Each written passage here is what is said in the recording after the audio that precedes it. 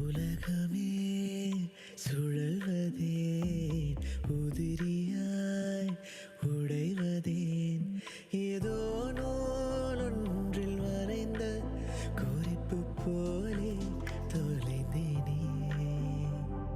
ரத்னமாய்